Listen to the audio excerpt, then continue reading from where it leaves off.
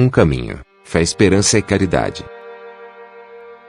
Representam os médicos espirituais que, através deles, dão a contribuição das observações do outro lado da vida. Os médicos representam a medicina da atualidade e procuram estabelecer as ligações necessárias para um esforço comum em benefício da humanidade. Pedi e dar-se-vos-á, buscai e achareis, batei e abrir-se-vos-á, disse Jesus a Mt 7:7-9, e sua promessa se cumpre através da ação dos espíritos cooperadores com a obra do bem, em atenção ao mérito de cada um e segundo a vontade do Senhor. Não há aquisição sem trabalho, ou mérito sem esforço próprio, na senda de cada alma encarnada ou desencarnada. Socorro e assistência espiritual aos irmãos desencarnados. Socorro e assistência espiritual aos irmãos desencarnados. Ari Ramos Homem destaque socorro e assistência espiritual aos irmãos desencarnados 07177. Compartilhar a morte sempre esteve no centro das discussões mais íntimas dos seres humanos, as reflexões sobre o significado da vida, o que existe depois da morte. Para onde vamos? Ponto de interrogação. São perguntas feitas todos os momentos na intimidade. Neste espaço mais íntimo surgem reflexões que dificilmente podem ser debatidas e discutidas em público, mas fazem parte das indagações humanas há séculos, quem sabe milênios e, para a grande maioria, tende a demorar muitos séculos para serem discutidas e analisadas mais racionalmente. As religiões, em sua grande maioria, falharam em explicar e responder às perguntas acima. Muitas delas evitam de comentar sobre estes assuntos e criam dogmas e verdades que não devem ser contestadas. Com isso, os indivíduos se veem perdidos e sem explicações mais sólidas e consistentes, afastando muitas pessoas das fileiras religiosas, principalmente no atual momento da sociedade global, marcado por indagações e reflexões constantes, onde a ciência ganha adeptos e busca respostas mais diretas, enquanto muitas religiões se limitam a estimular dogmas e aceitações cegas e unilaterais dos fiéis.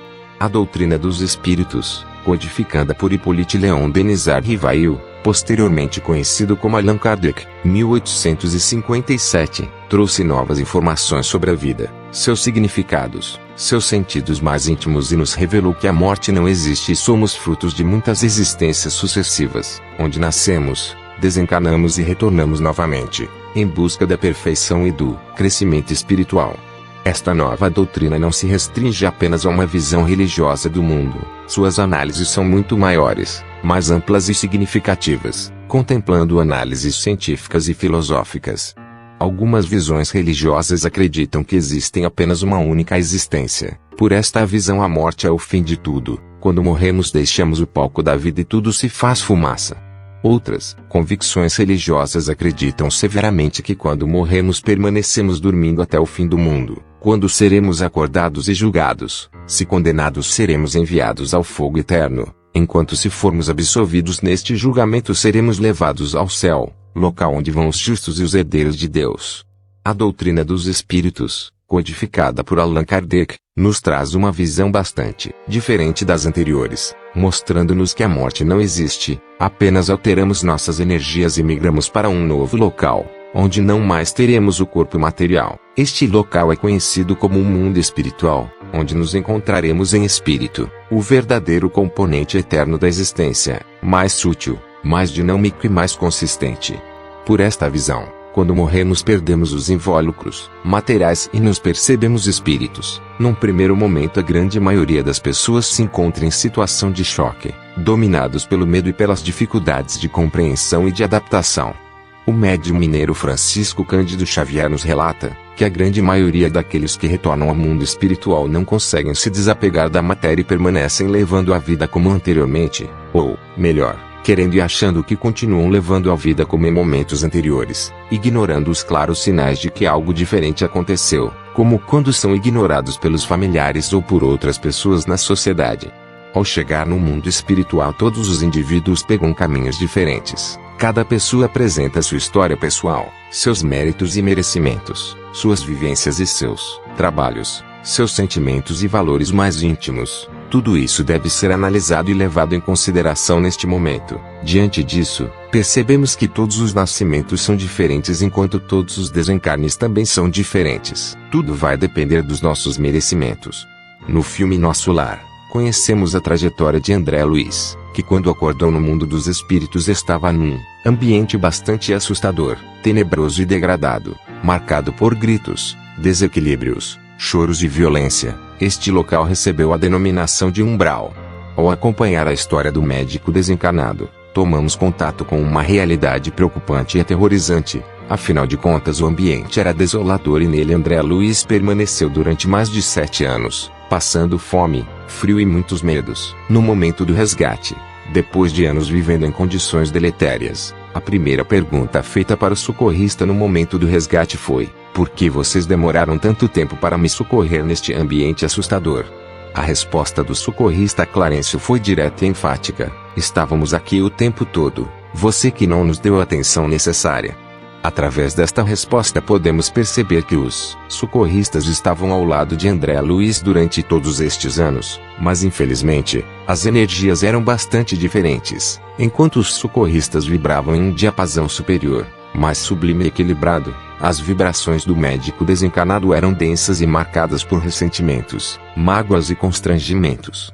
A mesma experiência percebemos na obra Memórias de um Suicida, psicografia de Ivone Pereira, editada pelo espírito Camilo Castelo Branco. Nesta obra percebemos como os socorristas do Instituto Maria de Nazaré, a Legião dos Servos de Maria, não conseguiam se aproximar do escritor desencarnado, ainda muito materializado. Isto porque as energias e os pensamentos eram bastante diferentes. Sem esta integração, a aproximação não se efetiva o socorro.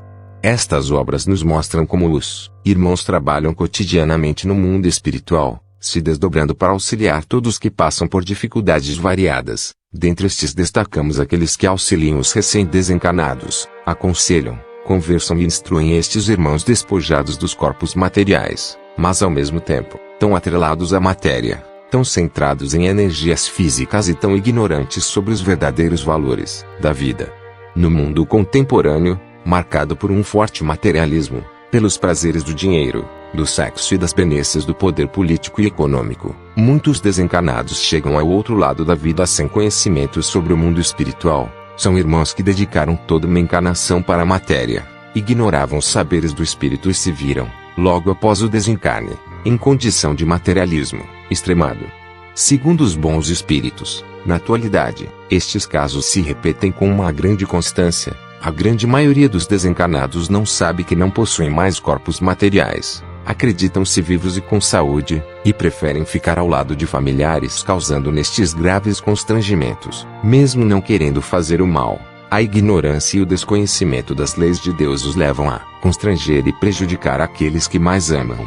São muitos os espíritos socorristas que se dedicam ao auxílio dos irmãos desencarnados. Muitos deles resgatam aqueles que se encontram em situação de desespero e desesperança. Muitos se refugiam em regiões abissais e são detidos por entidades trevosas que lhes causam graves torturas e se comprazem com as dores infligidas aos semelhantes, vivendo em uma simbiose de dominação, rancores e ressentimentos. São muitas as obras da literatura espírita que destacam a existência de colônias no mundo espiritual. São cidades organizadas e estruturadas que foram construídas para socorrer e auxiliar os desencarnados e, ao mesmo tempo, dar trabalho e ocupação para os espíritos. Todas estas atividades garantem aos trabalhadores uma remuneração, os chamados bônus horas, que servem para adquirir produtos necessários para a sobrevivência neste novo local. Nos relatos de pesquisadores espíritas, principalmente nas obras do Dr. Inácio Ferreira, o mundo material é uma cópia muito imperfeita do mundo espiritual. Somos mais influenciados pelos espíritos do que nós, na nossa ignorância, imaginamos.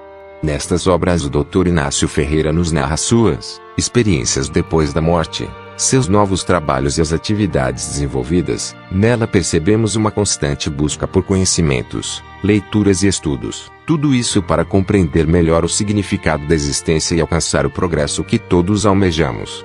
O livro Nosso Lar destaca os mais variados trabalhos de André Luiz no mundo espiritual. Depois de anos no umbral, quando chega à colônia espiritual, acredita que está em condição de trabalhar como médico, profissão de sua última experiência no mundo material, mas percebe que a medicina deste lado da vida é muito diferente daquela desempenhada no mundo físico.